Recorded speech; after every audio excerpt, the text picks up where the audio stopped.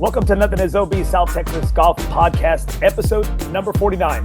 Before I get to my special guest, a word from my sponsor, gold sponsor, Michael A. Aguirre. He's a financial advisor with Capital Strategies.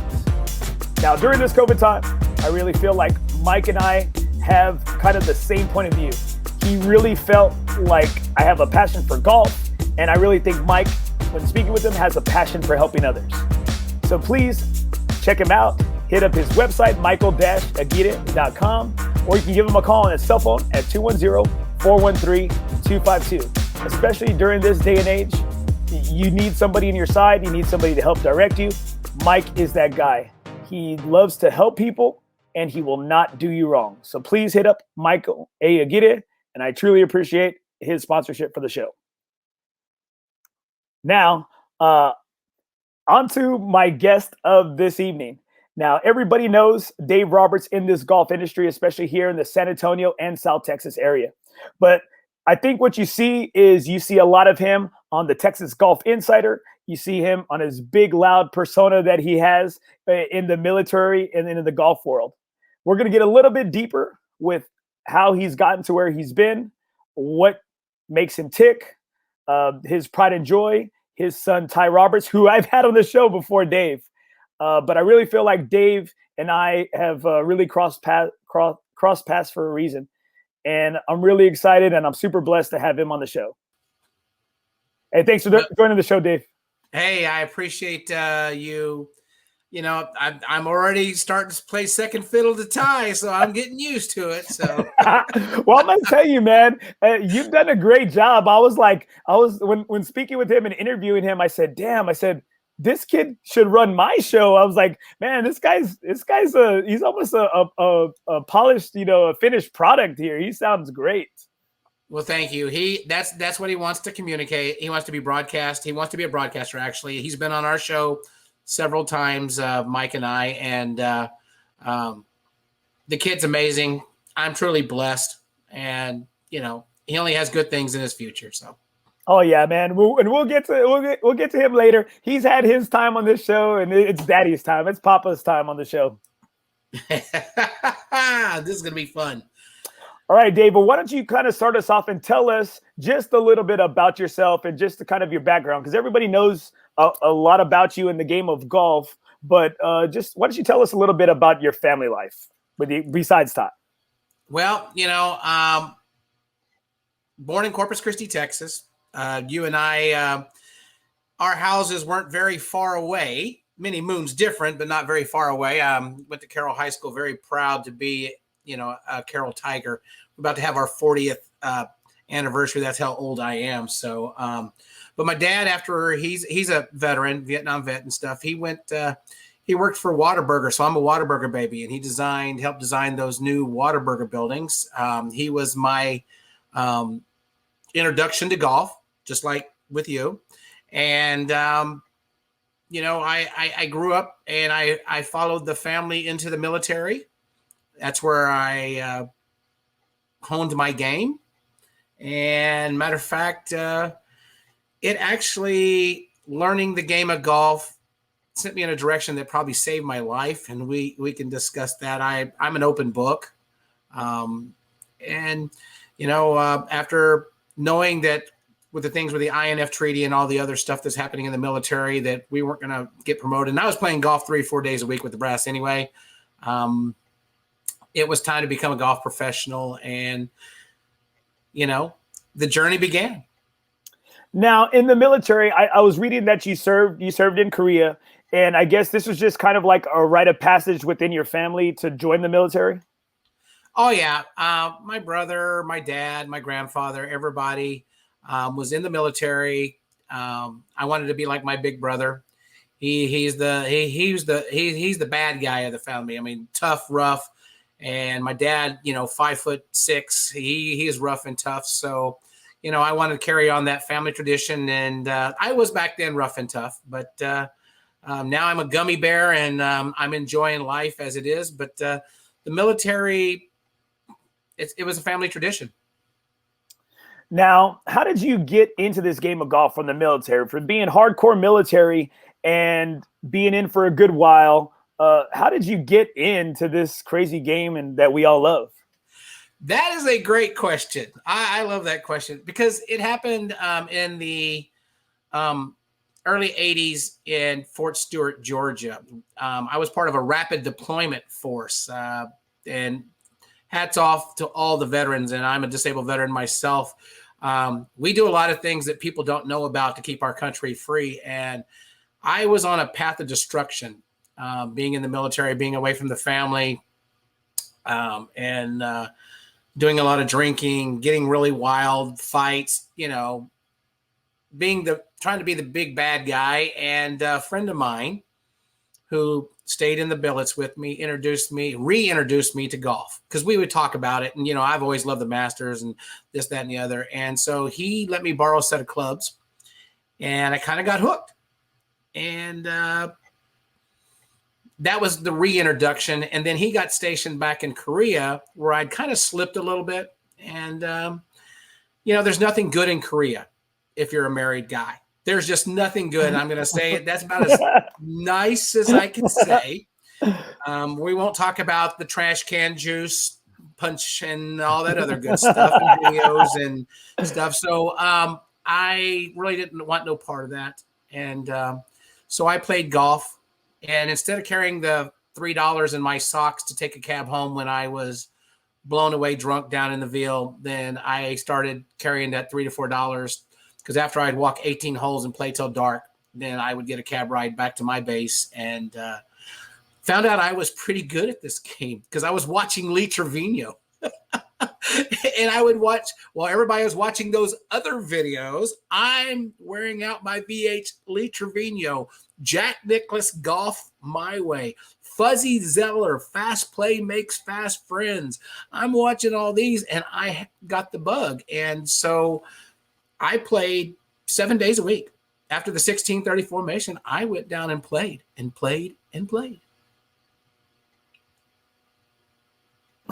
Well, now as getting the bug that we all have, I guess for me, the biggest thing was, I guess it was money. What's the biggest thing, right? It's always money and then having the time. And so being in college, I had the same Wilsons that I bought at a little flea market, I think outside of the Fort Worth area. It was this huge flea market that I bought my first set of clubs. And finally, once I got to be a little bit older, I was able to step my game up from some old Wilsons to some like 1990 Wilsons, as I got there. So what was those first set of clubs that your buddy gave you? They were Spalding Executives, okay? He played Max 357s. I played Spalding Executives. And at that period, because I went from 11 Bravo and jumping out of planes and doing some crazy stuff to getting into field artillery, they snookered me. They offered me this gigantic reenlistment bonus, which they give you half of it. And at that time, it was $20,000. I got 10 grand up front. So the moment I hit American land, I had a set of Ping Eye 2s, TaylorMade Woods, the white bag. I was there. I was styling and profiling. Oh, look what he's got in his bag. I'm a bit of a throwback. All right. Hey, man. I had a set of beryllium coppers. Oh, damn. That's okay. Those are the dreams right there. Those are dream clubs. Yeah, because you know what? You get $10,000 minus taxes, $672 for a set of beryllium pink coppers in the mid 80s was not a whole lot of money. Well, it was, but when you had 10 grand, it didn't. And so my first job was in golf. I started working part-time because I didn't want to afford the $40 membership. Think about it. I paid $600 for a set of club, but I don't want to pay the $40 membership. So I worked at the golf course. It was called Cedar Lakes at Fort Sill, Oklahoma. And I worked for Orville Moody's nephew, Spanky. And didn't take formal lessons, but I got some Band-Aid tips, if you know what I mean. And so I found out I was pretty good. And then so I started winning things other than bets. I started playing in championships, pace championships, and I won the Fort Sill championship. I shoot 66, 66, 69. And this is after being, I'd say, serious in golf for 3 years. 2.5, 3 years. But I would at lunchtime, I'd hit balls. Afterwards, I'd go walk 9 holes. And, golf's not a sport. It's an addiction. And that's on the bottom of my email because it is. I was addicted. So, one thing I always say is that I think doing drugs, it'd be a lot cheaper than playing golf, or being addicted. Being addicted to drugs, it'd be a lot cheaper, it's an expensive. I would probably agree because golf can be very expensive. It can be pricey, but you got to know the right people. And I'm sure you know a lot of the right people. Well, yeah, because a funny story that I didn't tell you is when I got stationed at Fort Sill, got my set of pings, I went out and I was playing golf. And I was playing with this gentleman from Alabama. And nice fella, a person of color. We'll just go with that. And his name was Rufus Taylor. And he called me Sergeant Rob, and I called him Rufus. And so after a couple of months, I still hadn't gotten my orders. I was kind of in holding because they were going to send me to the cadre to teach multiple launch rocket system. Well, I got called to the 75th Diamond Brigade's office. They said, Sergeant Major wants to see you. And I walk in, and guess who Sergeant Major is? Command Sergeant Major Rufus Taylor, who I've been playing golf with all summer, and he became my Sergeant Major. So I was blessed. Oh, so you're saying he got to know you real well then, right?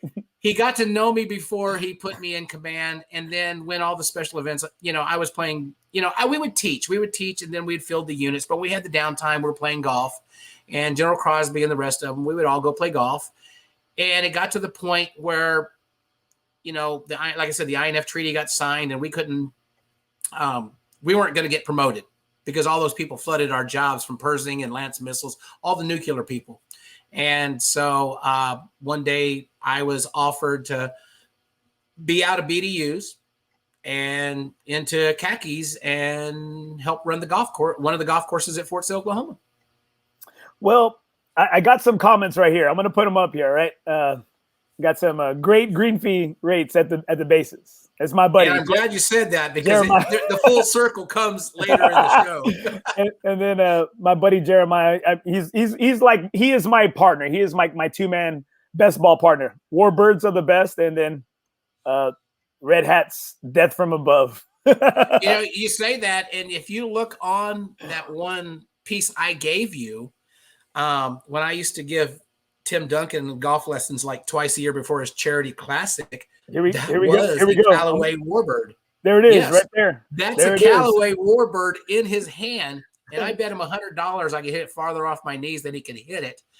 So I hit it out there in the middle of the fairway. He caves the face in on that club, which I still have somewhere because he signed the shaft, and I got a $100 bill signed today from Tim. And he put 360 on it, 3 yards down and 60 feet rolling is what his shot was. And so great guy. Love Tim Duncan. But that was a Warbird. Well, that's what we always say. Oh, what are you playing? I'm just these Warbirds. Hey, go Warbirds, man. All right, Dave. Now, being in the military, and it seems like you were kind of finding a path of the chosen career or the career that you really want to be in. And now that you're starting to run a golf course. How did that evolve? What was the next phase that following that golf course in Oklahoma you ran? Well, I tried the mini tours.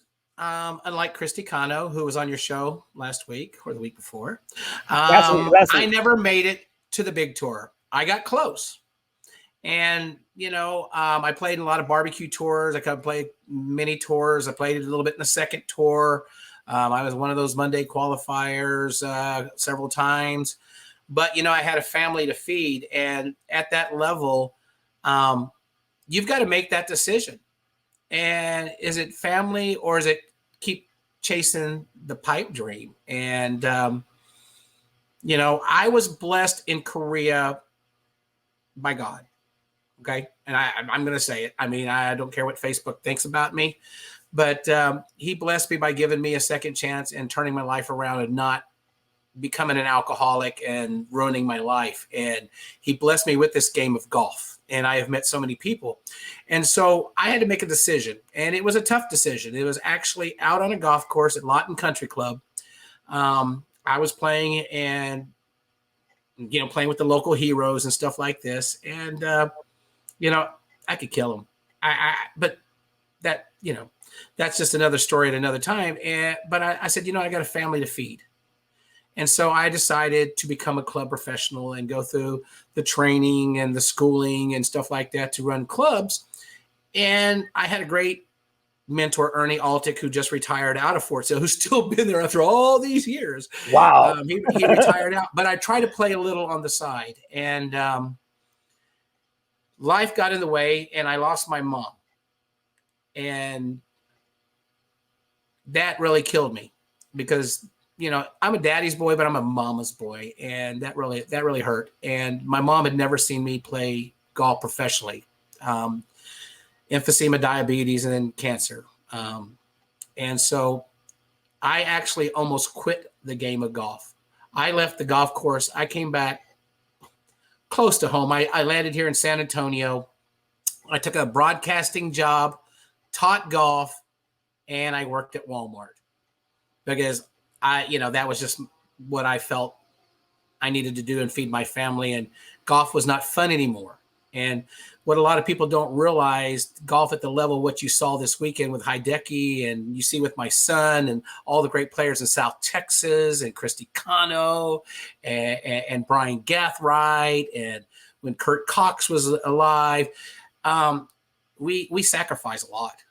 And I wasn't willing at that moment to sacrifice. And so I made that decision. But then, you know what? You take time away and you get the bug. This is an addiction. Like you said, this is a drug. It is. It's a drug. And so a gentleman who's a good friend of mine now says, hey, I know who you are. You played golf with my mentor in Oklahoma. How would you like to come and help run a golf course? And so I ended up at Rebecca Creek. Wow. And I did part-times at Walmart at nighttime and sometimes overnights. And I got back into Rebecca Creek. And I worked there. That's where I met Ty's mom. We got married on the putting green with the New Orleans Saints team chaplain married us. Edwin Dickens was my, he was my guy, my best man. He was my boss.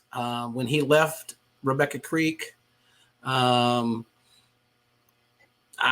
was devastated and I was lost. So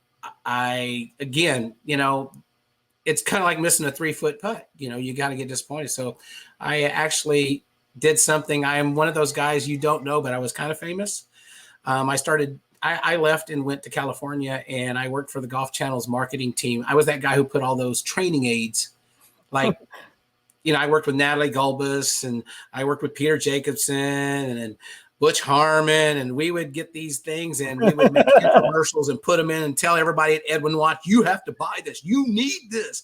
You need this grip trainer and you need these sunglasses. And, Tell me, did you do the one for that chipper, that little chipper that, hey, like it's that illegal club? That's what I want to know. No. My most famous one and the best one was the Sky Caddy that I did live with Natalie Gulbis. I sent you a picture. I was in the director's chair. That was that picture. It was Natalie Gulbis and Peter Jacobson. And it was so funny because Peter Jacobson's a natural, kind of like you and me. We're just naturals. And Natalie Gulbis, even though she's gorgeous, she's blonde. And she would have to read over the cue cards. And the guy's walking backward. He tripped over one time because she's trying, hi, I'm Natalie Gulbis. And Peter's like, come on. And so it was there. And that was a cool time. That was very fun. But California is very expensive. And then I lost a very important person in my life, my dad. The guy who, sorry. No, don't He's the guy who introduced me to this. And when I picked up the phone and called, because I'd call every week, because he didn't want to come live with me. And because you know. And I knew. And so the neighbors checked on him, and yes, my dad had passed away. And I was out of there. And so I had to come back home. And and this is why God is so important in people's life, and people don't realize it, is because he guides you in a direction that you need to go. and you just don't know what his plan is. And so somehow, before I left that company, they sent me to the PGA show. And I met some people here in San Antonio. And the guy goes, "You're Dave Roberts, aren't you?" And I'm like, "Yeah, how did you know?" Because I know of you, and I want you to come help run the Golf Club of Texas. Good old GCT. So I came home. And for a long time, and that's where Ty grew up playing golf. I ran the Golf Club of Texas from about 2005 to August to 2009. Because I made the mistake of quitting the first time when my mom died, but I wasn't going to make that mistake again because God gives you second chances. And as we go through this show, you'll find out more why, because what I do today, everything is a preamble to it. I mean, I am blessed in so many ways, and there are so many people to thank. And if I could go back, and I want to thank my brother Andy's in Germany. He's still bad. And my sister Leanne, she's totally awesome. And she's been through the ringer of a hard life, and now is very comfortable. And she actually works for the state, takes care of children for the state in Florida. And then, in high school, there was a turbulent time where I was with the Ledesmas. They were right by Carroll High School. And Ruben Sr. and Hope, my adopted mom and dad, took me in because of Ruben Jr. And Ruben's watching tonight, and he's up in Seattle. And we were even stationed together in Fort Stewart. So God kept putting me and Ruben together no matter where we went, except I'm not going to Seattle. I'm comfortable now. And then my brother Ronnie and Ray and my sister Kathy and Janice, and they're scattered all over the country, but they're such blessings. And they kept God in my life when I kept trying to stray away, if that makes any sense, and try to go do other things. And it always leads back. And that's why I sent you 2 Corinthians 5:7. I've learned in my life to walk by faith and not by sight. There you go. That's been hanging I have it forever. That is in my office, and it's been in every office, because whether you're a believer or not, the man is looking out for you. You just got to be smart enough to open up your eyes and see it. And I was. And throughout my career, it's led to some of the other things that's happened. Well, I'm going to tell you, that's why, when we talked and when we emailed, I was just like, wow, this guy's getting spiritual, man. He's a holy roller. I was like, he must be a chaplain. He must be a team chaplain or something. And then I just said, yeah, I teach and coach at a Catholic school. And so, but that doesn't necessarily equate to somebody, being holy or being Christian or being a believer, because, but luckily I am. Thank the Lord, I'm blessed to be one. And like I stated earlier, I think you were put in my path for a reason, because, we always struggle here and there. And I'm glad that you speak about your faith on my show, because nothing is OB, nothing is out of bounds. And I run this show the way I want to run it and what I want to hear. And I just hope it does reach out to somebody, because you know what, Dave? It seems like all your family members, all your loved ones, every time you kept trying to pull away, they just hung on to you. They just hung on to you. And it seems like God was putting the right people in your path, to keep you in his sight. Well, he put me in. You were in my path previously too. People don't know that, but you were. Oh, so it's not like we're. I say that. We're too. not strangers. I always say that. But you know what? When I was a starter there at Northcliffe, man, I would always see you. I'd always see you. You're always working. You were always working. And I think I remember I finally got to go out there and I see you play. And I think it was the 4th of July. I say we because I was there too, when we'd have it. We were having a 4th of July scramble that you'd always have at Northcliffe. And I thought it was so cool because, I still haven't seen this at other courses to this day. Y'all were playing mixed match tees of the red, white, and blues. And then sure enough, I see Casey Carnes out there with you. And I'm like, who the hell is this guy? And I'm like, I see him today, working with Mike and working with the Mach 3, winning all these ACGT events, playing at Pebble, all these amateur events. And seeing you and some of those guys go at it, Oh, it was awesome to watch. I remember I was kind of trailing y'all. And you probably said, "Oh my God, the guy does play golf after all. He doesn't work in the shop." he doesn't just get after people and sell Nike clubs. Yeah, it's so like, yeah. Well, matter of fact, they're back. Well, I'm sponsored by Strix. Well, I was by Strixon too, but the Nikes are back there still because I won't get rid of them. But no, Casey Carnes, great friend of mine. I love Casey to death. We went through some good times and some hard times together from Woodlake to North Cliff.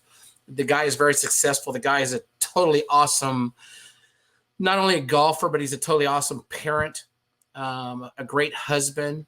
Matter of fact, his wife and I share the same birthday. His son is Tyler, which mine's Ty. So we have a lot in common.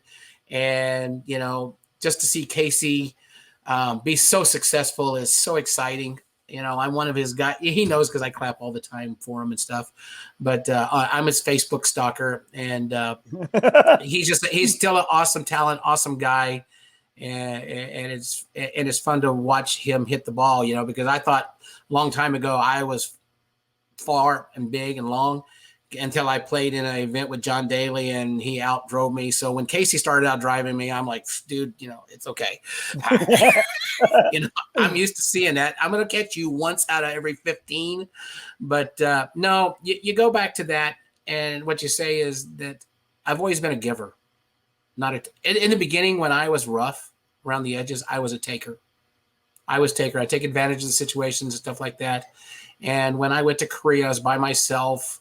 I was young. I would say I was stupid.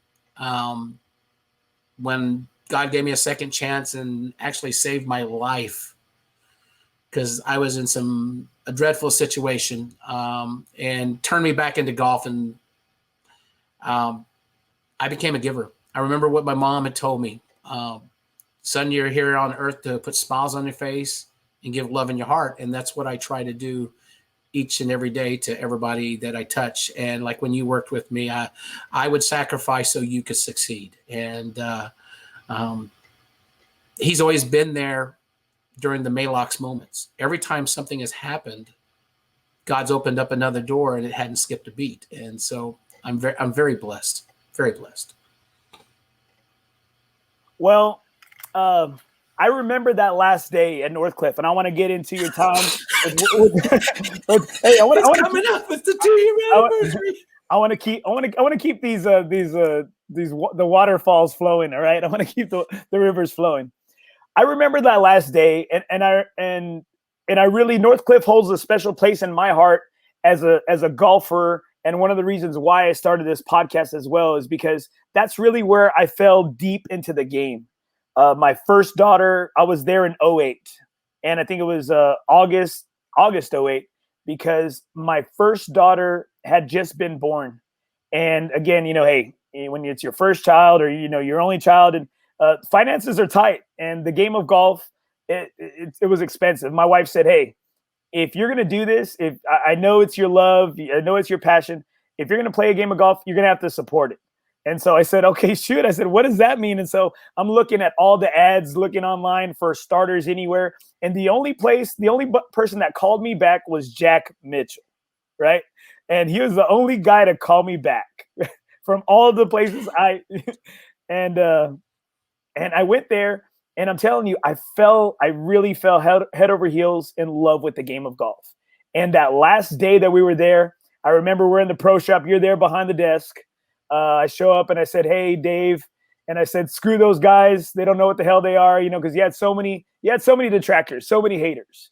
And I think what I do like about Kobe Bryant, I like to take a lot of the great quotes from a lot of these great athletes. Kobe Bryant said, I always measure my success by how many people boo me, by how much people boo me. And I think that was, it sucked. And I was pissed off for you that so many people, you know, were trying to throw you under the bus, saying this, that, and the other about you. But I think that anybody that was in that business or that worked there or that loved that place knew the real story about how you gave everything you had into that place. And I was hurt to see you that last day, but I was so thankful because I wanted to see you. That's why I went out there to go play. That last day it was open. And I remember you told the guy at the register, hey, just charging for a cart fee. And I was like, hey, that's a victory. That's a small victory. And I really like that went miles for me. I said, I already looked at you and respected you big time, but like that really meant a lot to me. And one of the guys gave me one of the I was like, I'm a VIP somewhere. Somewhere. I'm surprised you don't have one of my coolers said I stole this from Northcliffe. I did. Okay, honestly, I did. But I took it to another course and it got stuck in the cage and I couldn't get it out. Oh, that's great. Well, thank you. See, because that right there warms my heart. Because, you know, one of the last things my mom did say before she did pass away was that I'm here to touch people's lives. And, you know, you go through life, there's no manual on how to do this. You know, you just do the best you can 24/7, 365. And Northcliffe took a lot out of me physically, mentally, hurt my marriage, hurt my relationship with my son, my stepdaughters. And, you know, if people really knew the real story of the last few years, it would blow their mind. But you know what? You say that, you know, people were hard on me. They thought ill will, you know, and we were doing things. Every dime that came through that door went back to that door. It went to doing something in that thing. And there are nights that people don't know that I went out in the middle of the night, or one of my workers, Mike Gingerelli, or Frank, who just passed away, or Kurt, who passed away last year. We would go out in the middle of the night and we'd cut cups. We would water by hand. We would do anything it took to keep it. There's days that, you know, you wouldn't believe it, that all of us work 14, 15 hours a day trying to keep the slice of heaven, because Northcliffe was unique. It's not like any other place that I've been. The housing people around there, Scenic Hills, others, they took us in like family. They love us. Hey, Gordo's on today. Gordo, my right-hand man. Gordo knows the real deal. He's my bowling partner too. And, you know, it is what it is. As long as I know, and this is the way, a long time ago, I would have been mad, right? But I learned a long time ago, I did everything I could to make it happen. And as it was winding down and the reality of Northcliffe had to close, God opened another door, and I'm doing what I am today, which is, I mean, being the grandfather of Air Force golf is so beautiful, because I'm a disabled veteran, and to help mentor and help, I've got a great team of Chris Bowles and Al Holbrook and Clay Murray. And we help golf managers around the world, player development, program development. We look at their finances and help them out, how they can make money and stuff. Because see, people don't realize that military courses have to make money. This is not, it's not a charity. These guys got to make money or we close them down. And so I'm using the 32 plus years of being in the golf business and all the people I have met to, you know, give them love.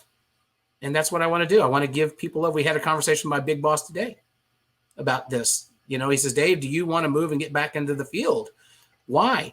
I can touch 58 more golf managers' lives who can touch their staffs, who can then touch the lives of their patrons, than me just going and doing it at a golf course. So I love what I love what I do, and I wouldn't change it for the world.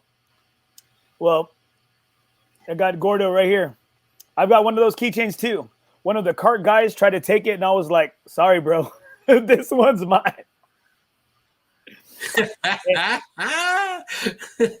And I know where there are some more, and I still have 1,000 Northcliffe pins somewhere. All right, man. That's it. Hey, those are hot. That's a hot commodity right there.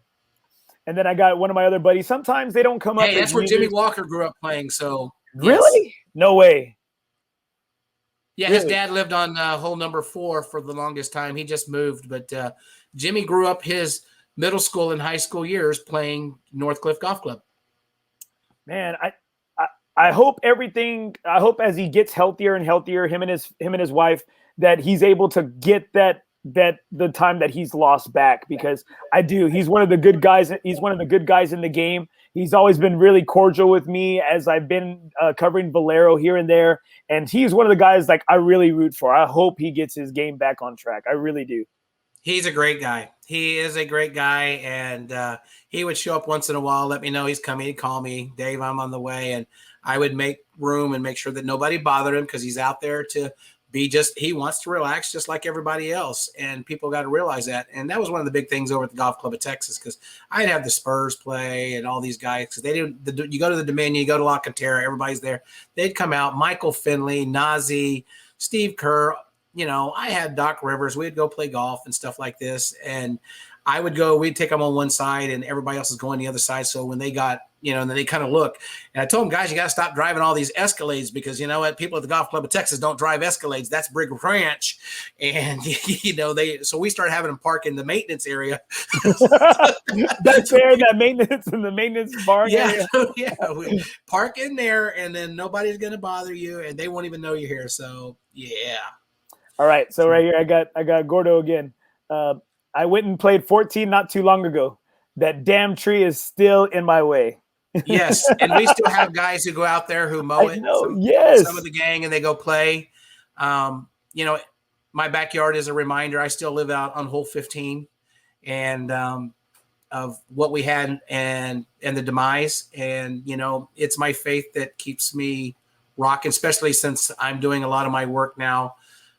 Teleworking as the military kind of regroups and does that. So, I see it every day and, it is what it is. We did our best and that's all people can do. And that's what they got to realize. It was just like when I was trying to make it on the tour, I did the best I could. I just couldn't putt like them. And so guess what? Because what you might think is a great putter, I am a great putter. Out there, they're exceptional. And so I gave the best. So there's no regrets. The regret would have been if I didn't try. And in the same way with Northcliffe, when it was, because it had a chance to close 2.5 years earlier. And my wife and I said, hey, let's give this a go. We think we can do it. I rebuilt it in 2010 when there was dirt greens. We were doing 48,000 rounds by 2015, 2016.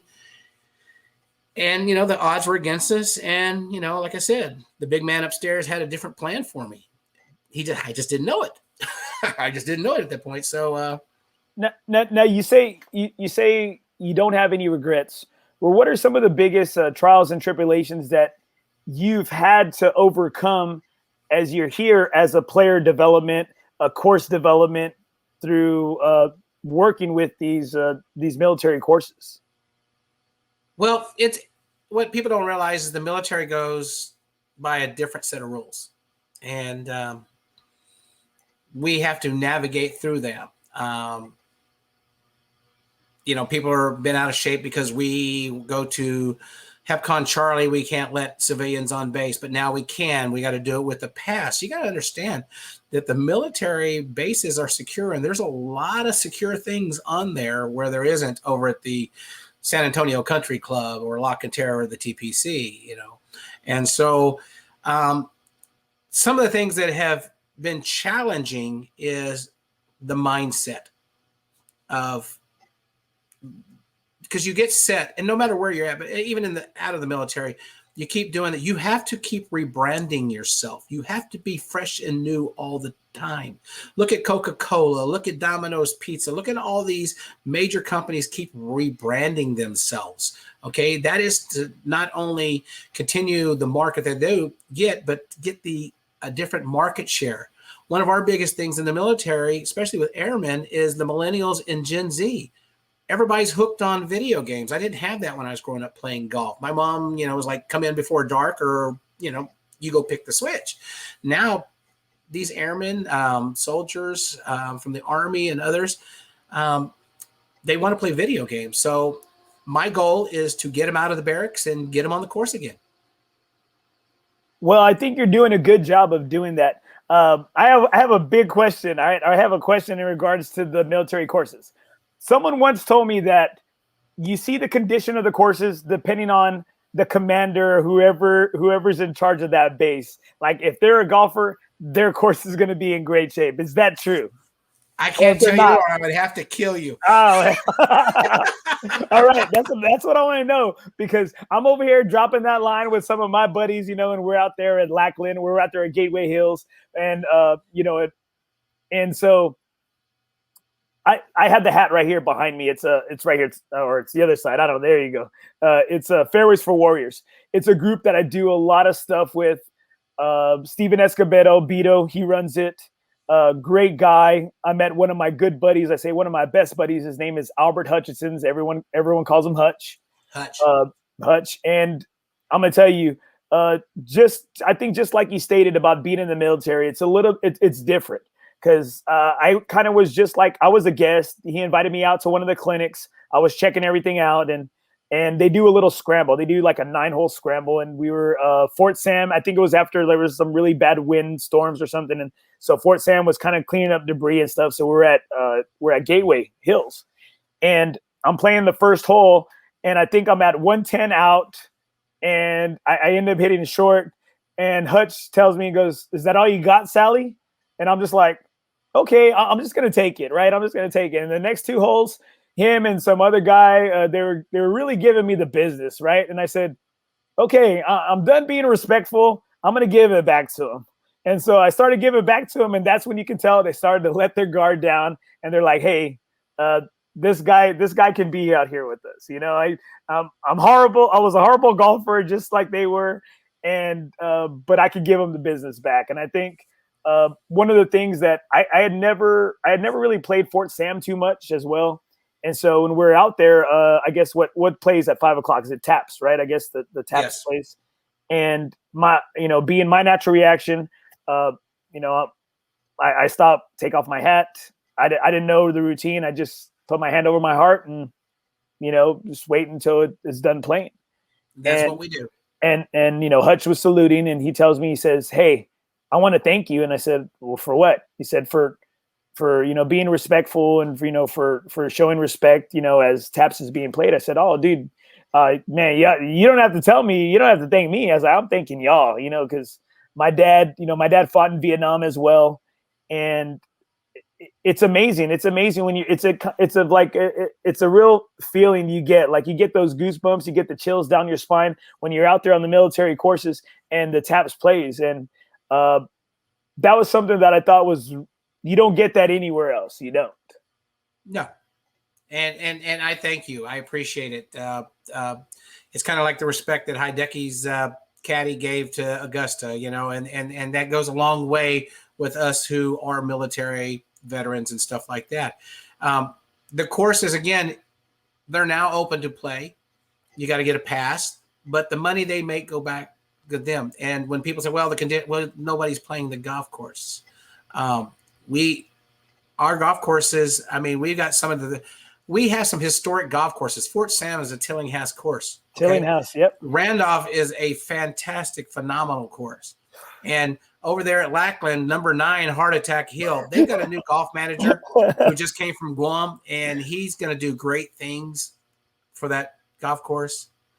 He is going to do really – Steve O'Hearn is the new golf manager. He's going to do great things there. And we're here as a AFSBC, Air Force Services, to support him and support him in his mission to make it a great golf course. And that's part of our job, and that's part of my job. And we're glad to do that. But, one of the lost things you talk about veterans right quick is they have this new VIC card. I have one in my wallet. It's a disabled veterans card. President Trump, when he was the president, signed into action that these guys could take these cards. It's a white card you get from these guys here. You get them Audie Murphy, and if you're a disabled veteran, you go to security forces, you go get that thing done. They can play all 3 courses. They can use the services on base, as well as the commissary, the BX, bowling, the gym, the golf courses. It's a new category that I'm working programs to try to bring these disabled veterans out to the golf course. Wow. That's amazing. That's needed, though. That's needed. And like we spoke when we're sending emails back and forth. And that's why I think Wounded Warrior organizations, Fairways for Warriors, the military heroes, I think they're doing some great things. It was so alarming to hear how many suicides are occurring within our veterans. And I think, when telling you, when speaking with you, this is why one of the biggest reasons I started the show is because I feel like golf saved your life. Golf saved my dad's life. And I think it's continually doing that for others. And as the COVID golf boom is occurring right now, especially amongst, it's one of the things that you could do and feel safe and feel okay to go outside to do. I think it's also doing that for others, not just military people, not just veterans. I think it's doing that for the guy that doesn't know how to handle certain life situations, the new dad, maybe somebody that just lost their job, somebody that's dealing with something, because I don't know what it is, Dave. It's just, you go out there and it's just, I don't know if it's maybe you're putting your stress towards something else, or is your mind get more like at a peaceful moment? You're enjoying that sundown golf. You're just enjoying that time with yourself, or that time with your Lord and Savior, that time with maybe a loved one, the spirits of that loved one. I don't know what it is, but man, you know what they call that? What do they call that? Vitamin D therapy. That's vitamin D That's therapy. That is it, baby. It's the sun. You are in the outdoors. And, one of the things that saved myself from destruction back in Korea was I was able to walk those fairways and I felt free, carrying my bag, out there hanging out, playing golf, not a care in the world, just worried about trying to get that little silly ball into the hole. And it was so relieving. It was, and that's where when people get all mad playing golf, dudes, you're not a pro. Only 1% of the world can break 80. Okay. You're in the other realm. Okay. So just stay in your lane and just enjoy the game. Stop breaking clubs, stop throwing clubs, go out and have fun. Because golf is just an acronym for, hey, I'm going to hit this little white ball until it falls in the hole. That's what it means. That's all it means. And people just got to realize to go out and have fun. So my job and make golf fun again. Oh, I love that. I love it. I love it. Just go out there, have fun, be social. If you don't want to score, don't score. Just go out and have fun. That's what it's all about. Get out. Get out and putt out, baby. That's it. Get out and putt out. I like that one. Hey, I'm gonna take that one. All right, I'm gonna take the copyright on that. I'm full of it. Because one of the things that I do is also marketing. So as you found out when we were going back and forth, so yeah, get out and putt out, baby. I like that. I like that. I'm gonna use that. I'm gonna use that one pretty good. All right, so I got here. I'm gonna post a couple of comments right there. My buddy Daniel Trejo put use U.S. Coast Guard. He's one of our finest. He's a sheriff here in town. Taps at Lackland was the best, and he put number 9 fire. Number 9 fire. Heart Attack Hill, baby. Do you know why they put that cart down at the bottom and you take it, and when you come down 10, you leave it again because Is that why? Is that why it's there? Yes, that's why it's there. I think it's a short hole, but what is it? What is it at an incline? What it is a 7-degree incline. Oh, and let's put it this way: if you are in San Diego driving down the 8, which is 6% slope, and they put bumpers for trucks who cannot make the turn, so you can go straight and go to an easy stop. So just think about they're going up 7-degree slope. Your golf ball doesn't get to the top, and it come on back down to you if it's mowed. I think one time we zapped it. I think we were like, okay, it says on the GPS, we're only 77 yards out. And I think we zapped it. I think it was like maybe like 90 or like 100. I'm like, damn. I said, it's that much of an incline, whatever that we got to go to. It's 107, baby. You see, there you go. All right, now my buddy Daniel, he's a veteran as well. He was a sniper. I think, if I'm not mistaken, he was a sniper for the Coast Guard, if I'm not mistaken, or he was something. He was special ops. He was special ops. Yeah. So it's funny because whenever I share, those guys. I love him, and I'm glad he's on my side because whenever, and I know he's like special forces with whatever the SWAT is for the sheriff's department. That's his role. And so I know whenever I kind of share anything on Facebook about a stolen vehicle or loss, I share it from somebody. He calls me, he goes, "Hey, bro, where was it last at?" I'm like, "Man, you're on it, dude. I love you. You're on it." I got Starsky and Hutch on the show. What are we talking about, man? All right, Dave, let's get into a little bit lighter side of golf. What's your favorite course in around this area? In or around this area? Well, I got a couple. It just depends on my feelings. I love Landa Park, the redo that Chad Donegan in the city of New Braunfels has done.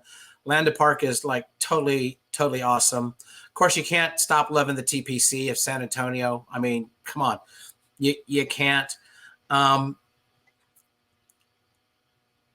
like the country club. See, I get to play golf courses a lot of people don't really get to step on, like Cordillera and stuff like that. But if I was going to pick a golf course, and I know that because it's military, I love Randolph and I love Fort Sam. Randolph is in such phenomenal shape. It's a walker's course. I'm starting to walk again. Fort Sam's got 2 great courses. It's getting in better shape every day. Because everybody thinks, well, your favorite course, it has to have 27 bunkers off the tee. It has no. I want playability and funability. You can use that word too, funability, because that's what our game is all about, And so I like simple courses. I enjoy the big ones, and I've played everything. I took my players test at Oak Tree in the men's course. I've played phenomenal golf courses like the Stadium course at La Quinta in where Lee Trevino made the hole-in-one on 16. I've played courses like that. I played Wolf Creek with the Doobie Brothers. Mark Kionis, the drummer at the time, used to play with the Altman Band. I've played those courses, but I have more fun at places like Landa Park, Randolph, Fort Sam, Golf Club of Texas. I just have so much fun at those golf courses because I was there where I had to grind it out, whether it's going to be meat or bologna, Motel 6 or the car, you know what I'm saying? And so I just want to have fun. That's it. Fun. I love Landa. I love the way they redid Landa because I was always one of those guys that I was always at Schlitterbahn with the family and the kids.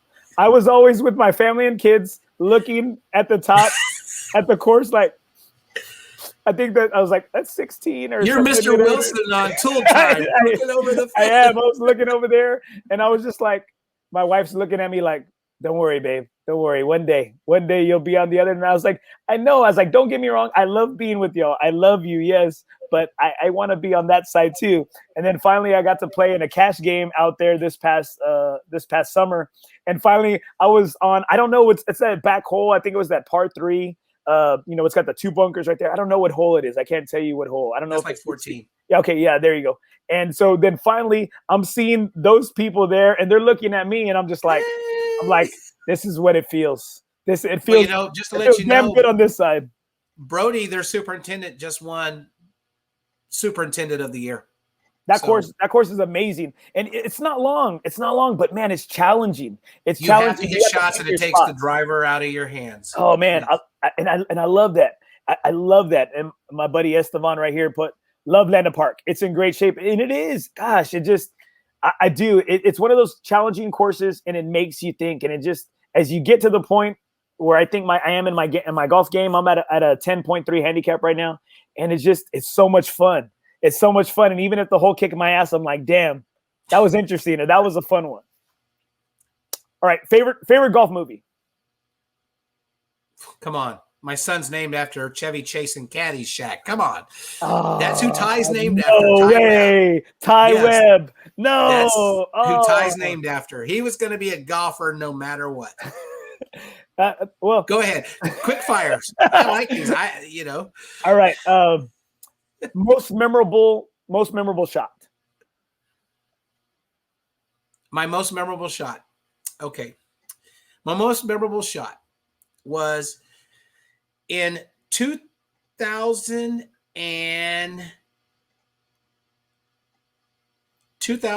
let's see, Ty was in middle school. I got to go back. I'll give you the scenario. I was playing in a Tricom over at Olympia Hills, and there was an MKZ on hole number 7. It was 225 yards, a little bit downwind, pin back left, and I hit a yellow Srixon ball in the hole to win an MKZ.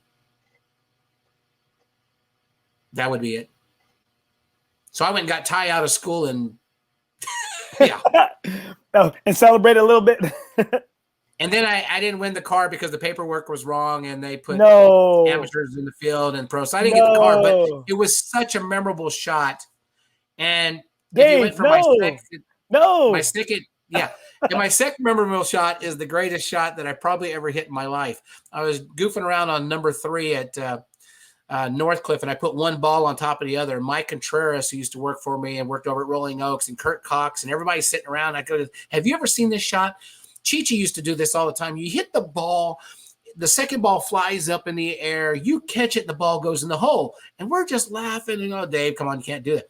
So I got up there with the lob wedge, and sure enough, it went in the hole. It went in the hole. And I was like, man, you know what? I'm not one of those guys that I could just make shots like that. All right. I'm one of the guys that I'm always thinking about the what ifs. The, okay, what if I hit it this way and it goes and it hits somebody? I'm not that guy. But then again, I never owned a course, you know? So here's what you got to do. Here's what you have to do. You got to stop being the what ifs, because the what ifs are the little old lady driving down I-35 at 40 miles an hour in a 70 waiting for a wreck. You need to like throw your hair back. See, I don't have none, so I can't. But you need to throw the hair back, play caution to the wind golf, because how many times, and here's a good motto for you. Mad golf is sad golf. The hole gets about that big, right? When you're happy, the hole is like a bucket. How many times you just play out there, you're not thinking anything, you're just casual, and the ball's going in the hole, and you're going, oh my gosh. Oh, That's man. the way you got to be. If you start going, okay, don't hit it right, you just program to hit it right. I wish I could duplicate those rounds. And I think I was probably like my most comfortable. Ray Garza, I don't know if you're familiar with Ray Garza from On Par Golf.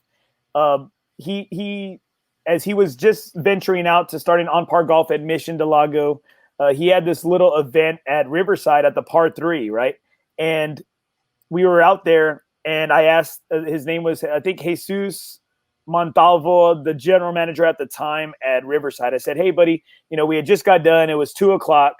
I said, hey, man, do you mind if my dad and I hop on the course? He's like, oh, go for it, man, right? So my dad and I, Riverside, and Riverside is an iconic course, especially for us guys from Corpus Christi. When Mission wasn't around, when it was you either played Pecan Valley or the next course was Riverside, right? And a lot of times you couldn't, guys like us couldn't afford Pecan Valley, so it was the Muni Riverside, right? And so I shot my lowest round ever, which was a 76. And again, it was just me and my dad. And you know what? I don't think I had very many birdie opportunities, but I just kept getting up and down. I kept getting up and down. And my dad was just like in amazement. He said, you know what? He calls me Andy Boy. He says, "¿Sabes qué, Andy Boy? I don't think I would have believed you if I didn't see it with my own eyes." And even though I saw, you know, he's like, even though, you know, your dad's got some cataracts, my eyes aren't too good, I still kind of don't believe it.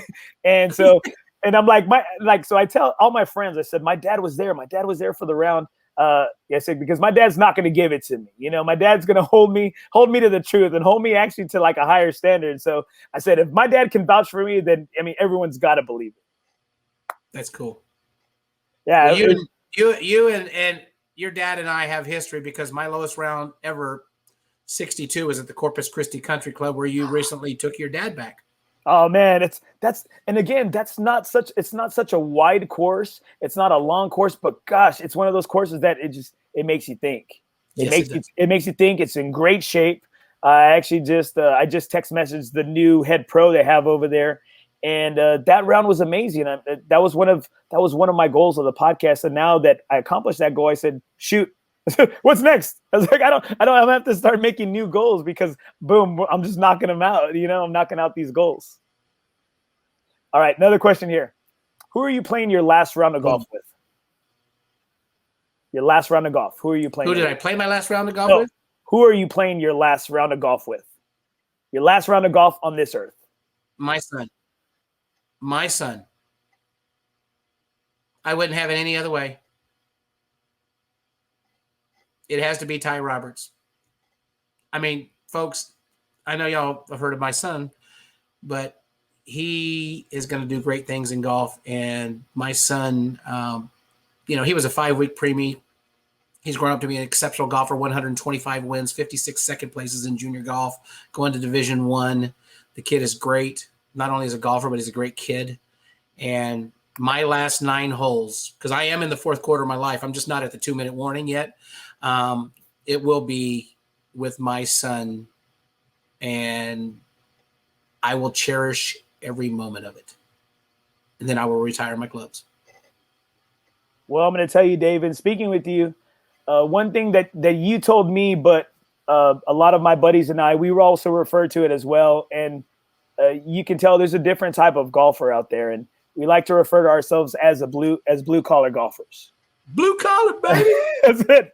Blue collar golfers. And it's just guys that just find a way. It's just find a way to get it done. And that maybe didn't take the easiest path. And it seems like you had some trials and tribulations as Ty was growing up. And I remember you telling me it was tough being out there as a single dad, raising a young man. Oh, it was. And, between running golf courses and, he's running golf courses, making sure he's playing in golf tournaments. He's doing school. The kid has a 3.8, and my wife, Jennifer, here, she's a big contributor to that, to make sure that everything is squared away. But being a single dad, it's no picnic, and being single moms are no picnic, and you're trying to get your son there. And I was born with a rusty spoon and a Whataburger, of course. But, we did it the long way. In doing it, we couldn't afford the AJGA $500, $600, $700 golf tournaments. So I taught the culture of winning to my son. Win a lot, you'll be noticed. And Alabama State says, hey, we know who you are. We want you. And son, we're going to give you a full ride. And we are going to start to compete with the big boys in Division I because of Ty Roberts and Bishop Stringer, who they just signed this year, who's a freshman. We got a picture of Ty right here, and I was so happy. I was so happy not only for him and for you and your family, because I always say I've had several different champions on this show. I've had Cameron Carrillo, and I've had Caney Bada. I've had Ty Roberts, and it seems like, man, all these kids get it, Dave. They get it. They understand that. I think they understand that they have there's some weight on their shoulders that they have to pay it forward. They have to pay it forward. They have to leave this game better than they found it. And it seems like they're paying it forward, because I constantly see that with Ty and his teammates. He's lifting them up. He's been a great role model for the other kids in the Southern Texas PGA. And, at any tournaments in junior golf here and around the South Texas and Texas area. Like I said, same thing with Caney Bada. He even said it. He told me himself. I mean, he was the San Antonio men's Greater San Antonio city champ. He told me, he said, I did a poor job of recruiting and putting myself out there. And so I hear it from these kids. All these champs, they all have that same thing, that they want to leave this game better than they found it. And I love to hear that. So true. So true. And one of the things that I found out in life, because I've had those second chances, life is not a dress rehearsal.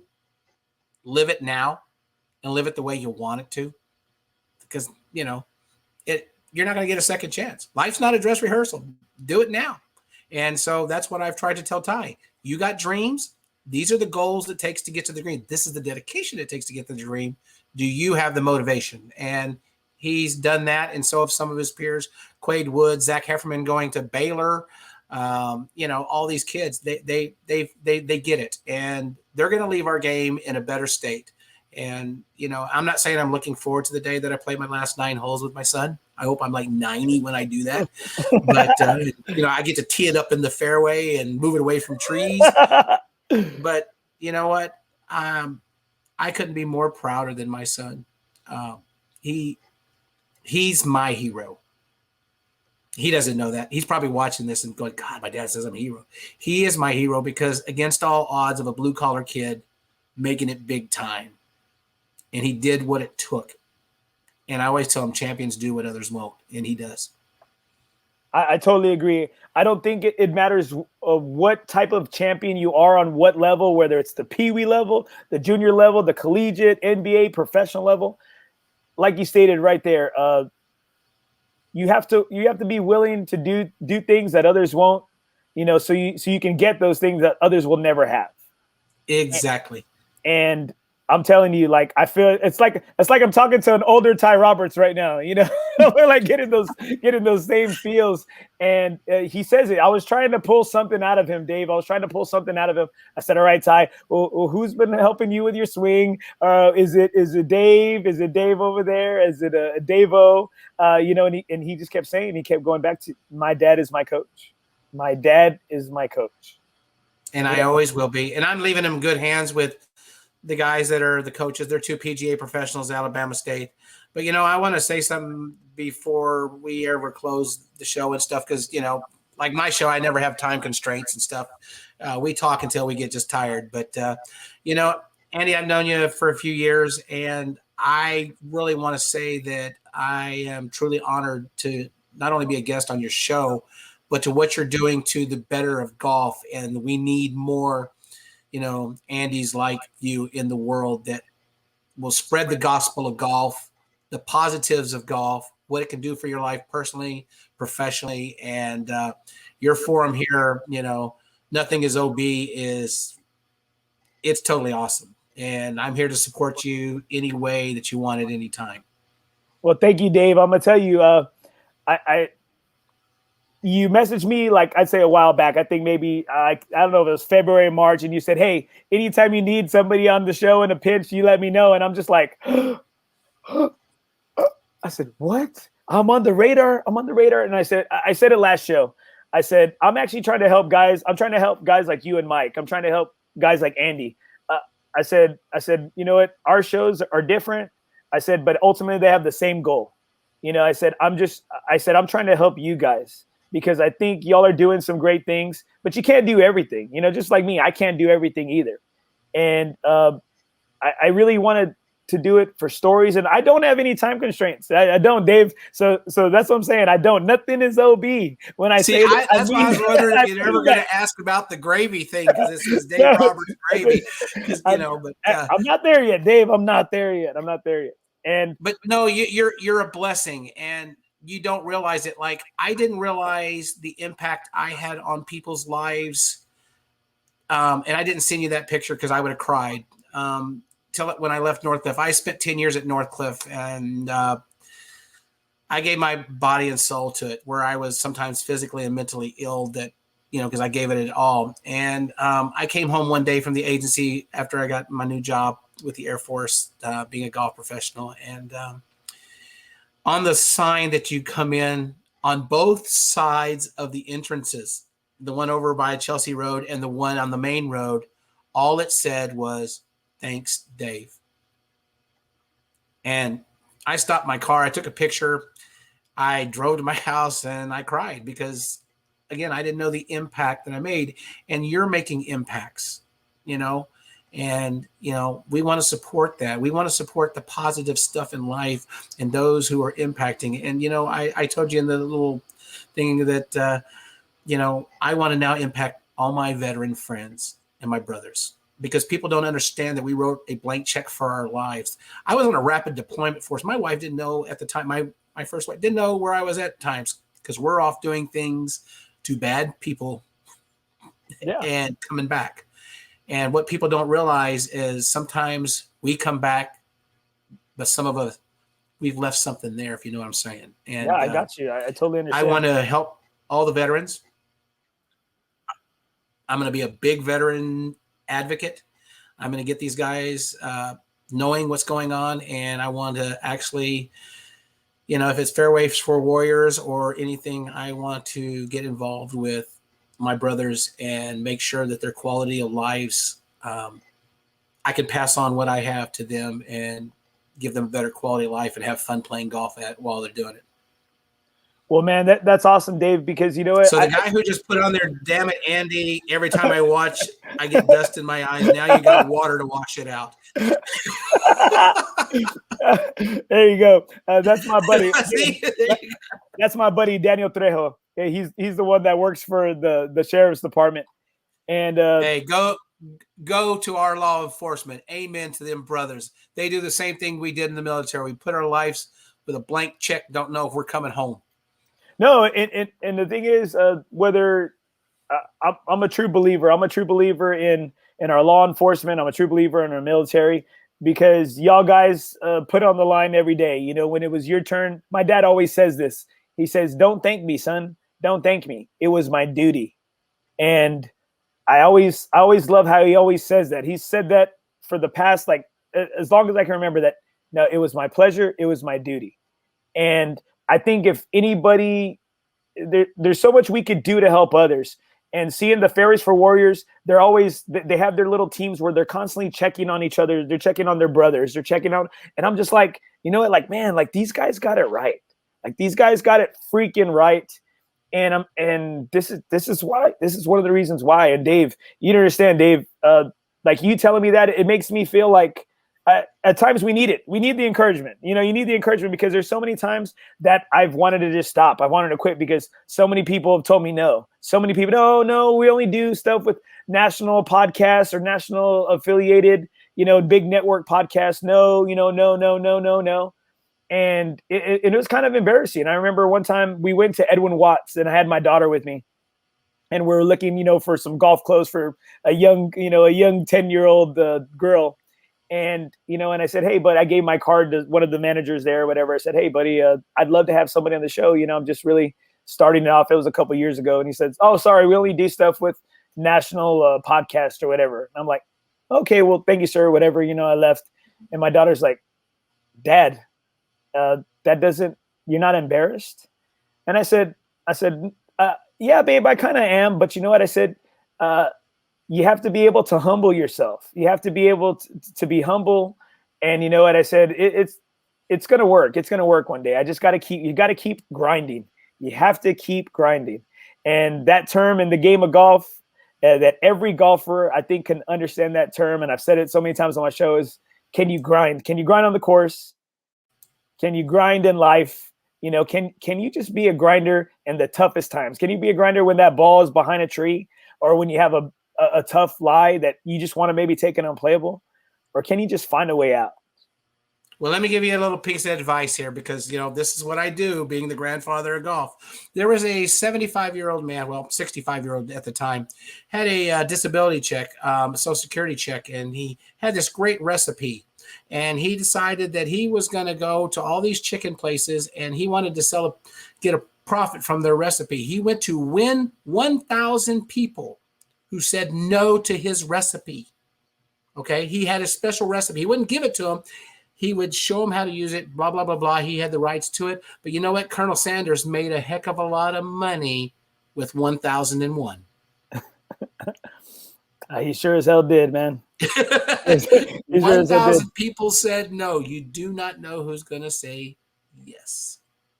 Well, I think that's how I got lucky with my wife. I just, you know what? Everyone says, man, how does your wife do it? And I said, well, you know what? It was kind of like a Royal Rumble. And she was just the last person standing. I think you outkicked your coverage because I've seen pictures of your wife. Yeah, no, I'm 41 years old. She's a doll. I'm like, thank you, baby. Hey, keep waking up early and working out. Thank you. While I'm over here staying up late, eating pizza and drinking some brewskis. Hey, thank you, baby. All right. Well, you keep on going in that direction, and she's gonna have you in yoga pants pretty soon. I'm Dave. My wife CrossFits a lot, and she's already got me converted to all these CrossFit bands, you know, and stuff, and shorts and stuff. Okay. All right. So one of the last things right here, Dave, you've mentioned to me about the show you and Mike have, the Texas Golf Insider, and that you've just recorded your 1003rd continuously weekly episode, and that you actually said that it's lasted longer than 2 of your marriages. Yep. That's all right. Well, here I have a picture. Of your beautiful family right now, right there. And I wanted to ask you, like, so this is not Ty's birth mother? No, that's Jennifer, my wife right now. That's at the Woodlands where Ty completed the trifecta, as they call it, the Ty Slam. Those 3 trophies are all 3 of the South Texas PGA Junior Major Championships, and Ty has every single one of them. And Jennifer is a very big supporter. Matter of fact, she's going to come out this weekend on Saturday and Sunday to Breckenridge to watch him while I work, because Ty's going to defend his title where he shot 64-64 last year at a prestige event, and she will be out there supporting him. And then next week she's going on the Wednesday to support him at the he's got the regionals at the Hyatt where I've got to work, and then I've got to take my second vaccine. So yeah, she's phenomenal, big supporter. And she, besides me, she's the best caddy because she caddied for him in that tournament and she read every single putt and said, it breaks this way. And he trusted her, and he shoots 68-69 with Jennifer on the bag. Oh man. What course was this at? That's the Woodlands, buddy. The Woodlands. Man. Oh man. I played, what was it? I played Carlton Woods. I think I played Great Carlton. place. Oh my gosh. Oh my gosh. Jason Alexander, director of golf, great guy. Yes. Oh, well, see, like they're not letting guys like me on that course, right? So I knew a guy that knew a guy that knew a guy, right? And Yes. it was amazing. It was amazing. And would you say that Jennifer's been a big part of you getting into this, getting into your gravy part of your life, and she's really helped kind of bring Ty along and been kind of that missing piece? Yeah, she has, because as a matter of fact, we got married in 2013, but shortly after we got married at number 6 at Northcliffe, Jennifer, due to a car wreck, plays left-handed and right-handed, and she has both sets in her bag, and she hits a 4-iron in the hole, first hole-in-one ever. She didn't believe it. She thought it knocked it over. And so she goes up, and I'm filming this, right, because she didn't believe it was there. She picks up the ball, and she calls Ty on the phone, says, Ty, I did something in golf you haven't done. I have a hole-in-one.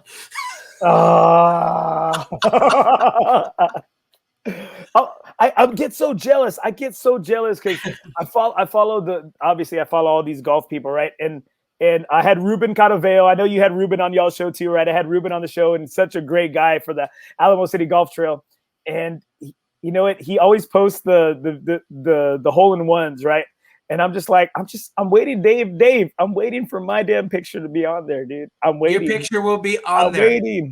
I'm waiting. It's like when you met your wife. It'll happen unexpected.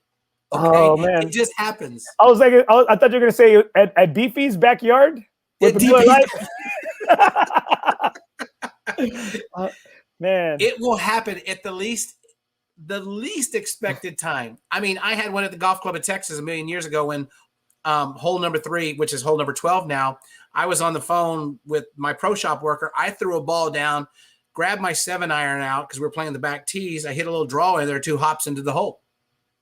I was like, well, why do I ever aim? If I could do this by dropping a phone on the ground and it's doing this, why am I even aiming? Because how many times we try so hard that we mess it up? Oh, God. So everything in golf is reverse.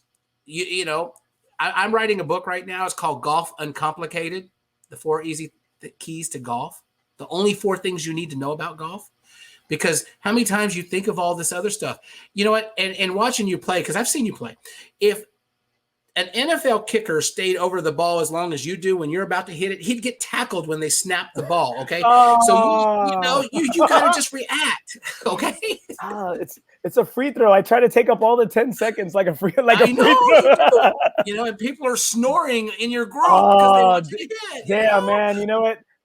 Nobody had real proof, and now like there's actually some digital proof that my friends are right, that those other freaking jerks are right, man. I'm like, damn, that's what they're like. They're like, you know, like you wake up. Yeah, wake up, man, wake up. Wait, give you the denozo, you know. So no, you know, you're a great golfer, 10 handicap. A lot of people would love to have what you have. But again, as I said, you're making a great impact, not only with the podcast, but spreading the word of golf. And we need more people like you, like Mike Ratchman in the world. The guy at Carlton Woods, Jason Alexander, has a little show for his members. We need more of that, the normal, everyday people, to spread the word of golf. Oh man, it's a great game, and it's a great time right now. And I'm thankful that the show is picking up, because I'm trying to reach the masses, and I'm sure you know how that happens. You just hope that one day somebody that listens to your show can get something from it and can take it with them and kind of apply it in their life. And that's really what I'm trying to do, because I've had so many good people in my life, and good people that I've had on the show. And I think I said this, I don't know if I said this to Greg Hiller. And I said, I hate Love to. Greg. Oh, great! You know what? And I was so nervous. I was so nervous about his podcast. I was just like, in the first 5 minutes, I said, "Oh crap! I'm over here like, because I'm taking notes as you're talking. I'm taking notes as you're talking, right? Like just picking up pointers, right?" And I was like, I'm over here just throwing the damn book. I'm just throwing the book. I said, "Gosh, this is gonna suck. This is gonna be the shortest damn podcast I've ever had. Greg is gonna be so hard to get him to open up." And finally, what happens? He gets comfortable. He starts getting that sweet spot, and he's just going off, telling story after story, opening up. And I'm like, man, he's a funny guy. Like, he's such a great dude. He is. And he has two great kids who are playing the South Texas PGA Juniors, and I love both the boys, and I always egg them on who's playing for chores this week, and so, yeah, I love Greg Hiller. He's a great guy, great professional, great teaching professional, and out of the TPC. And, that's one thing that I am blessed in my life, because through what I've done in golf, being able to talk and walk with Arnie and Jack and Lee, and, having Gary Player on the show, and, visiting awesome with David Faraday, and, when we would go into the champions lockers when they were at the AT&T and hang out with Freddie and, the guys, and Tom Kite and Ben Crenshaw, I get access to people like Rory McIlroy, Dustin Johnson, Jason Day, that the normal person doesn't. And what I've tried to teach Ty is to respect that, because he's gone on some of these things with me and met Rory and Sergio. And he actually, even at the Dell match play a couple of years ago, was the guy holding the hats for Phil Mickelson as he was signing for him, because Phil asked him to. And so, respect those guys, because one of those days, Ty, you're going to be that guy. And always remember where you come from. Take care of the South Texas PGA. Take care of the juniors. Be open for interviews, podcasts, articles, because guess what? That's what got you to where you are today. And, guys like you who just had a dream.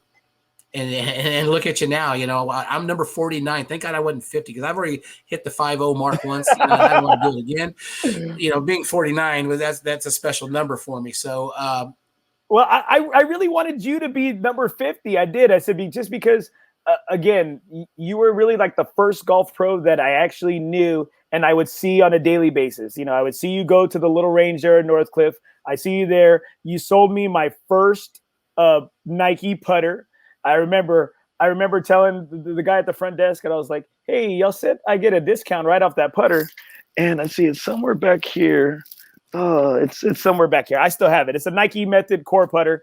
And you're like, he tells me, "Dave's in his office. Go see Dave." I'm like, "Hey, Dave, I got this putter. What do you think?" And you're like, give him 30% off." And I'm like, "Yeah, yes. I remember that. And I'm like, I still have it. It's in great freaking shape. It's in great shape. It's a good putter. And you know why I do things like this? Okay. To not only promote the game of golf, but what you have to realize is, as a golf professional, and now over 32 years as being a golf professional, I am no better than Andy Torres. I am one of you. And all my customers, that's why you see me in jeans and not slacks sometimes, and in shorts, because I have to relate to you, okay? And I am no better than you. I might have something behind my name, but it doesn't make me any better than you. And I want to treat you with respect, whether you're a penny heir, a dollar heir, or a millionaire. You're Andy Torres, and I don't care what your wallet says. I care more about you. Oh, well, thank you, Dave. I'm telling you, and I know you've done that for a lot of people that have crossed paths with you, especially in this game of golf.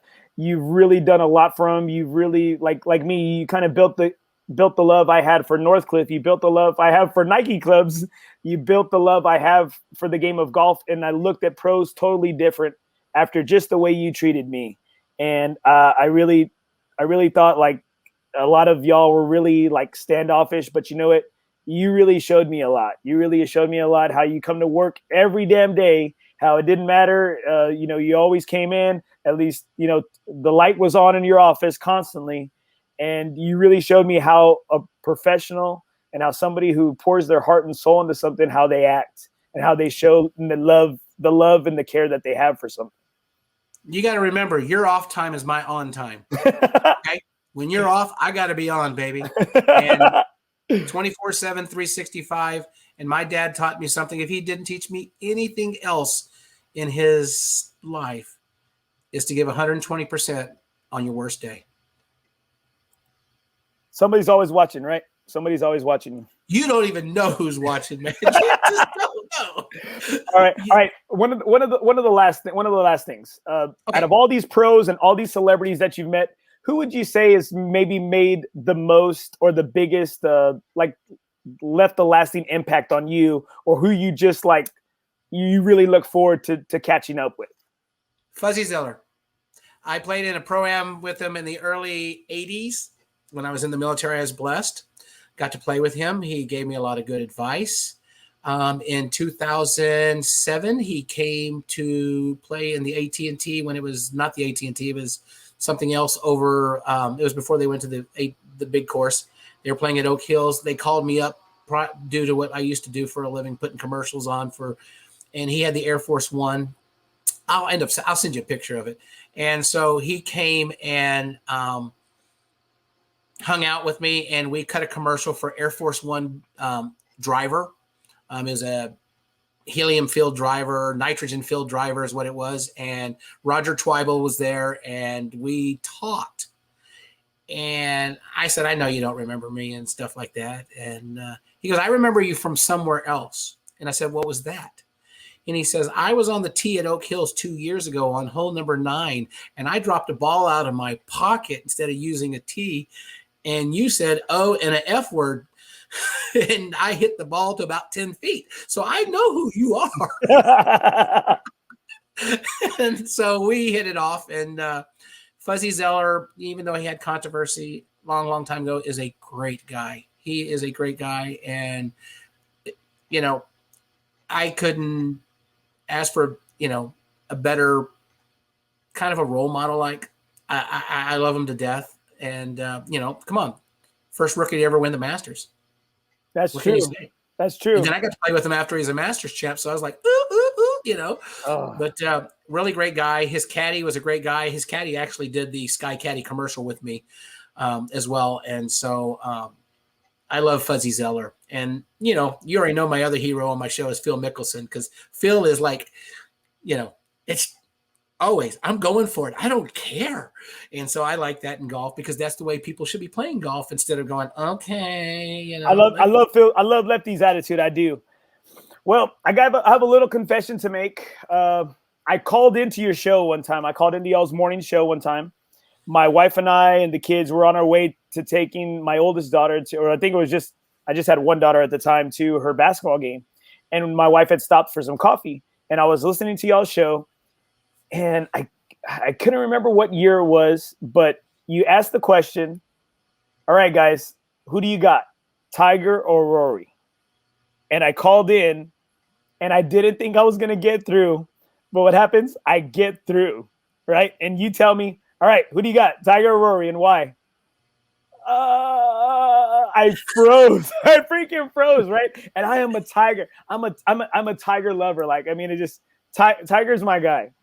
And because I'm always Nike'd out. I don't know if you can see. Let's see right there. Look, I just got nothing but Nike shoes. It's all I wear right there. That's all my golf shoes. And I froze. I said, Rory. And you're like, okay, well, tell us why. Rory's younger. Tiger, we went back to the Scotty Cameron putter, blah, blah, blah.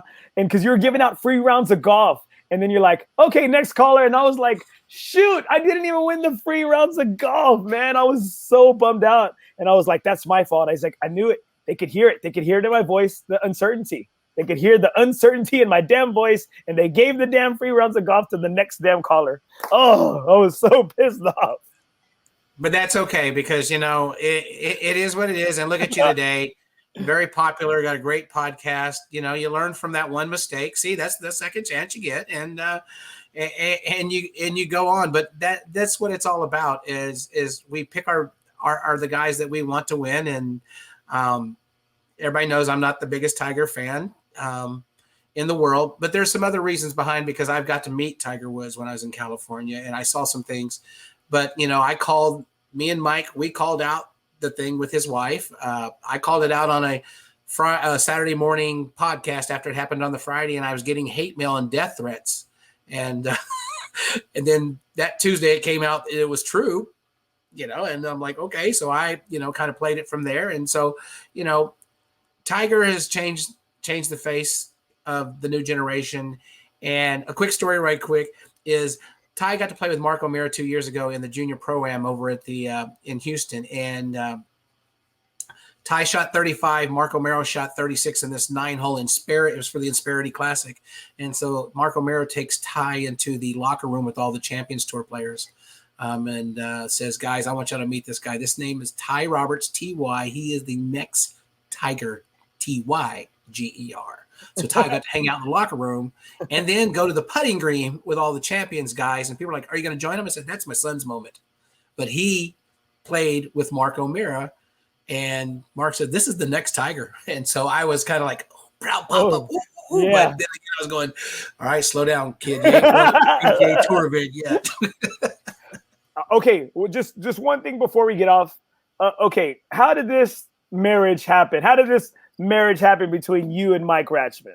Because this is funny. Y'all have a pretty successful show, and you know what? I really like listening to y'all's Saturday morning show, but I have trouble getting up. So that's why I do like that y'all are on Facebook, because I can always go back to y'all's old episodes and just chime in.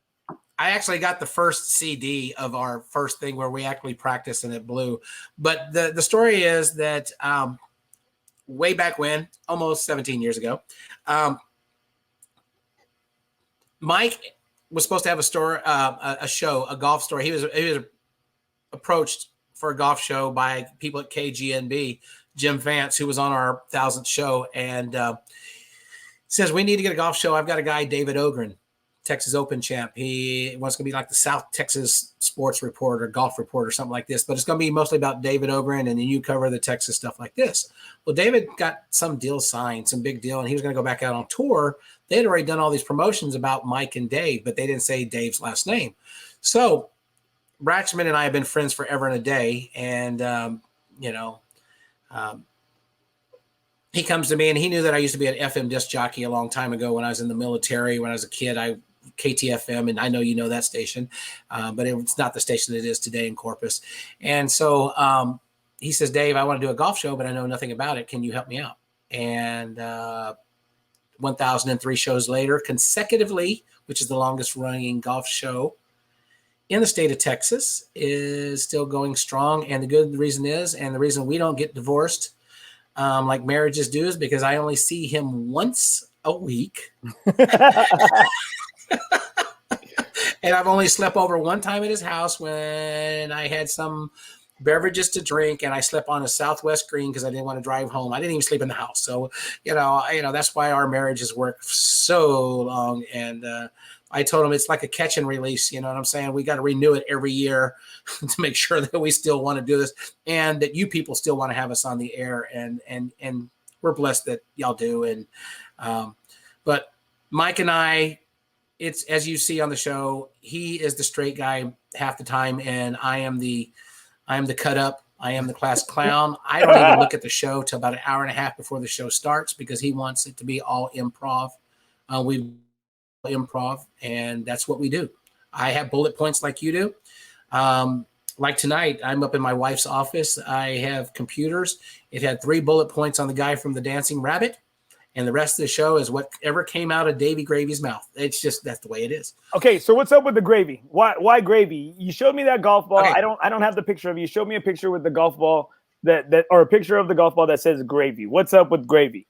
Okay, back in the days, and all my Carroll High School people will know this, and the people in Corpus Christi, we were living there in the early 70s, and there's a thing called Hurricane Celia was about to hit, and we were watching TV, and, you know, there was like 5 or 6 Daves that lived on my block, and when my mom, who was a great cook, would say, Dave, everybody would come to supper. So my dad says, I got to find you a nickname. And I'm thinking something like Fuzzy, because I was bald-headed at the time, and something to that effect, you know, because my dad would give me the burr haircut like a military, stuff like that. And one day we were watching TV right before the power shut off. We were playing Don't Spill the Beans. And it's one of these moments I don't know why I remember it, but we're watching TV and this Chuck Wagon commercial comes on. And my dad screams, that's it. That's your nickname. And I'm going, he called me dog food. And it's like, no, you're calling me Chuck? No, Gravy. Because Gravy Train makes his own gravy. And in life, you make your own gravy. So that's the gravy story. In life, you are responsible for what you do. You make your own bed, you sleep in it. And so I would always say, you know, Gravy Train makes his own gravy. And now that I'm about to turn 58 in the fourth quarter of my life, but not the 2-minute warning, it's all gravy, baby. It is, Dave, and you've done a lot of great things, and you continue to do them in this game of golf. I thank you for me and for all of my fans, all the viewers today, and all the listeners that support the podcast. I thank you so much for being on the show, because you really are. You were one of the first people that I saw that was a real professional about this game. Showed me how to do it. Showed me how to do it correctly. You've been good to others. You've paid it forward. And I'm telling you, you and Mike are really one of my motivations for starting this show, because well, thank you. You all really were. And I truly mean that. I'm not just blowing smoke up your butt. You know what? Thank y'all. Thank you for what y'all do for the game, because you know what? I wouldn't have done this show. I might not have got into the game of golf if Golf Pro at Northcliffe didn't show me as much kindness as he did. And well, thank you. And if you ever run into a pinch and you need somebody to talk for an hour and change, my son is not available. I have stories that would blow your mind about golf and behind the scenes. I mean, like I said, I've been blessed to be behind the ropes and see what others don't. And the dream is a dream, but only so many can achieve it. And so the rest of us, we're just spectators in it. And I am just so blessed to be at the front row. I have a front row seat to the greatest game that has ever been put on this earth. And because of COVID, it's proved itself once again. We have the greatest game there ever is.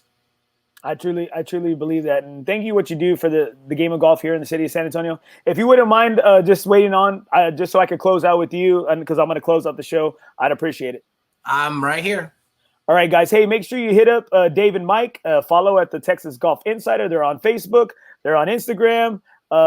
These guys, TGI, they do great things for the state in Texas golf game. Guys, for tuning into the show, I hope you enjoyed it. I really want to wish Mike and Dave nothing but the best as they continue into the thousands episodes of the show. I was a bit starstruck today with being an admirer of Dave. He was really the first guy in this golf industry, in the golf game, that showed me you can still be a good guy without being a jerk, without having that elitist attitude, and run a course at a high level. I'm so thankful that I was able to have him on the show, and I hope that y'all really enjoyed this and that he was able to help some of y'all with your golf needs. Please check out my YouTube channel. Hit me up on Instagram, Facebook. Click subscribe, iTunes, SoundCloud, Spotify, iHeartRadio. I really appreciate your support. Remember, in the game of life, nothing is OB.